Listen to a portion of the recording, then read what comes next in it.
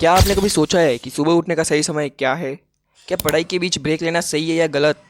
And क्या वेदों में बताए गए नियम आज के साइंस से मिलते हैं?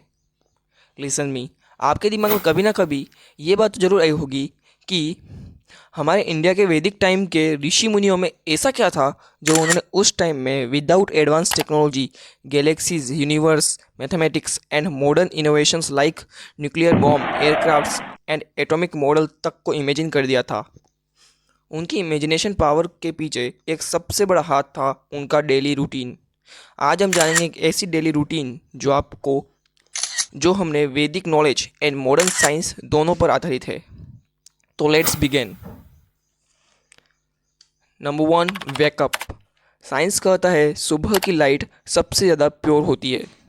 4 बजे से लेकर 6 बजे तक का जो टाइम होता है, इस टाइम में मेलाटोनिन हार्मोन शांत होता है एंड माइंड सबसे ज़्यादा एक्टिव। वही वेदों में इस टाइम को कहा गया है ब्रह्म मुहूर्त, यानी भगवान से जुड़ने और ध्यान करने का समय। अगर आप रोज़ सुबह ब्रह्म मुहूर्त में उठेंगे तो यकीन मानिए आपकी प्रोडक्टिविटी 3 गुना तक बढ़ जाएगी। नंबर टू, जल नेत्र क्रिया प्लस ग्रेटिट्यूड।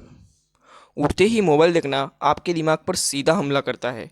साइंस कहता है सुबह कोर्टिसोल लेवल हाई होता है और अगर आप स्क्रीन देखते हैं तो एंग्जाइटी बढ़ जाती है।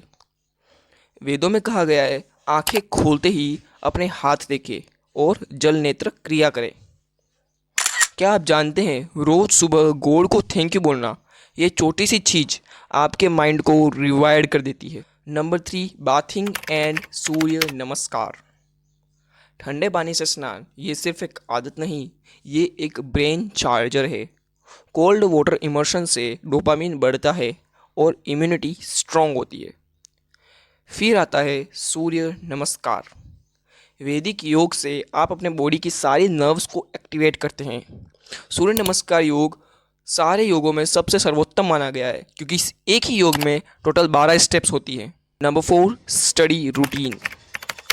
मॉडर्न न्यूरोसाइंस कहता है इंसान का दिमाग 90 मिनट्स तक फुल फोकस्ड में रह सकता है।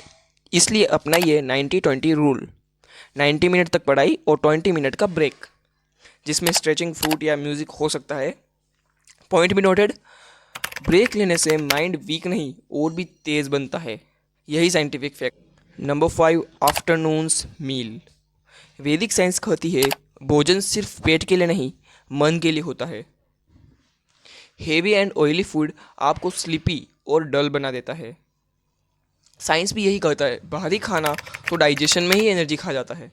Number six, brain booster activities in afternoon.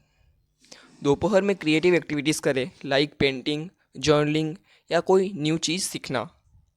Neuroplasticity यानी दिमाग का शेप बदलने की कैपेसिटी इसी टाइम में सबसे ज़्यादा एक्टिवेट होती है। Number seven, skin detox at sunset. वैदिक शास्त्रों में शाम को संध्या वंदन का समय कहा गया है। इसका मीनिंग ये है शांत बैठना एंड अपने दिन को ऑब्जर्व करना। साइंस भी यही कहता है सनसेट के बाद ब्लू लाइट आपके स्लीप हार्मोन्स को आने से रोकती है। नंबर एट, द नाइट्स मील।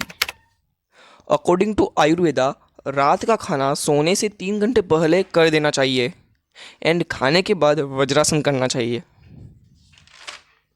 रात का भोजन लाइट और अर्ली होना चाहिए। साइंस एंड आयुर्वेदा दोनों मानते हैं कि late night means slow digestion and poor sleep. Routine before sleeping.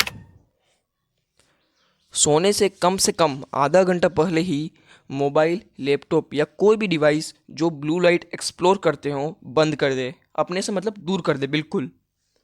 And सोने से पहले विजुअलाइजेशन करें।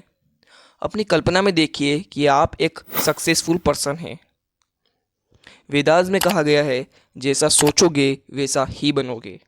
एंड साइंस भी यही कहता है विजुअलाइजेशन से आपके न्यूरॉन पैटर्न्स चेंज होते हैं या नए न्यूरॉन्स बनते हैं। अगर आप ये रूटीन रेगुलर 21 डेज तक फॉलो करें तो आपकी कंसंट्रेशन, मेमोरी एंड कॉन्फिडेंस तीनों बदल जाएंगे।